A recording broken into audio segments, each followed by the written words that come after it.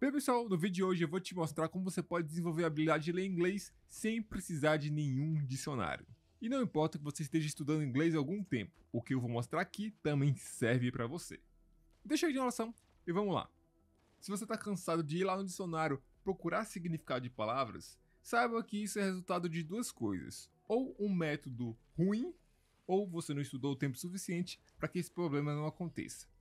No primeiro caso, se você não estiver seguindo um método onde você primeiro aprende um certo número de palavras e depois entra em contato com o conteúdo nativo, desculpe dizer, mas provavelmente você não vai conseguir o inglês fluente. Seu inglês só vai subir de nível mesmo quando você entrar em contato de forma intensa com o inglês do mundo real. E não estou falando do inglês que o pessoal fala na rua, mas sim conteúdos criados de nativos para nativos.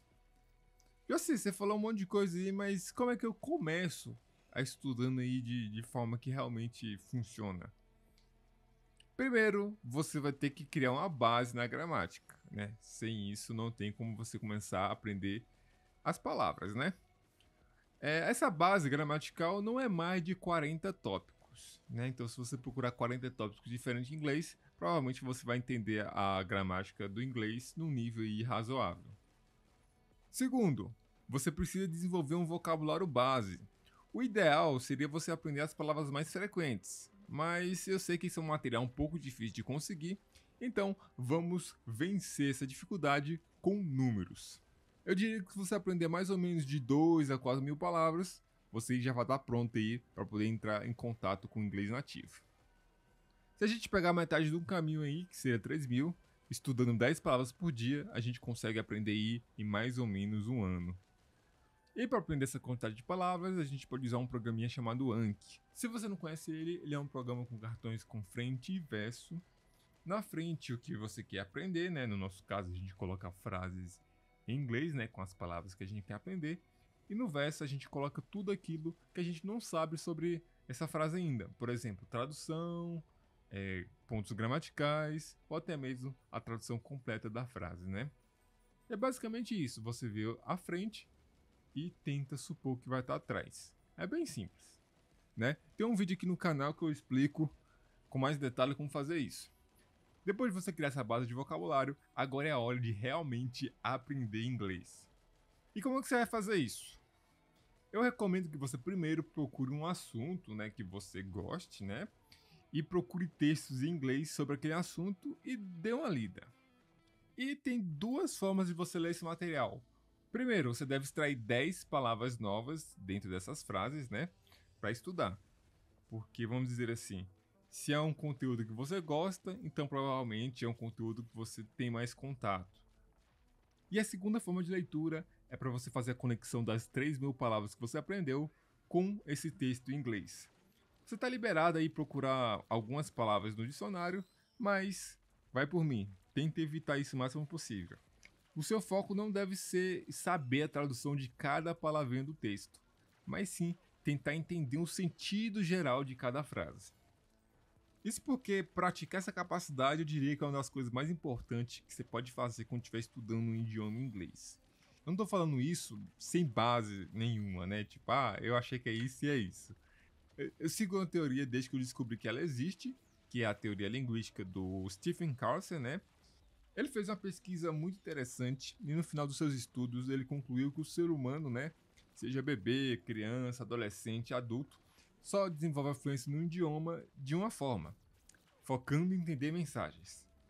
Que em outras palavras, né, seria tentar ver a palavra em contexto e entender a visão geral daquelas palavras naquele contexto, né?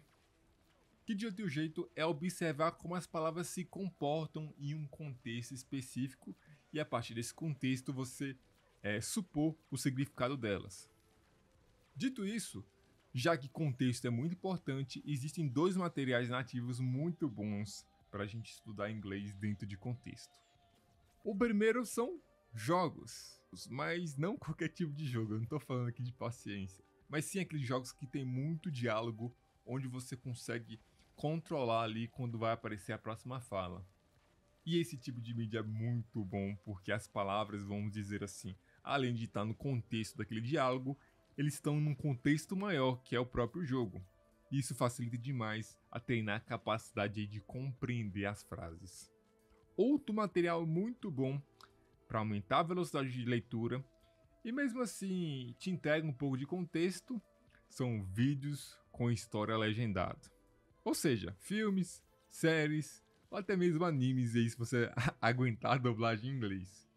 O importante é ter áudio em inglês e legenda também em inglês. Tem gente que não gosta muito desse material porque às vezes ele é bastante rápido, né? A velocidade que parece as frases.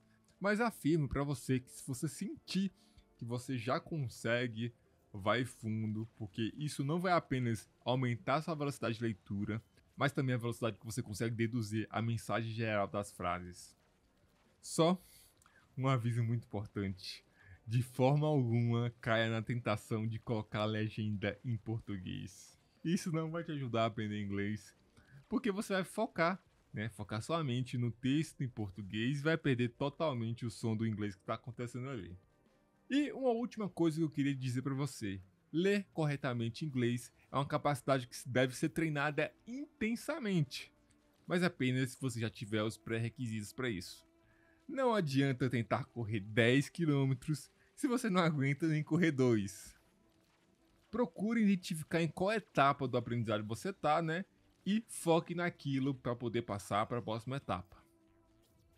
Querer dar o passo maior que a perna vai fazer você cair e desistir de estudar inglês. Eu sei que esse negócio de estudar inglês parece um caminho longo, é um caminho cheio de dúvidas, mas não adianta nada você só saber como percorre o caminho se você não vai lá e faz esse caminho. Saber o que você vai passar não é passar, você precisa ir lá e agir. É isso, te vejo no próximo vídeo, fui!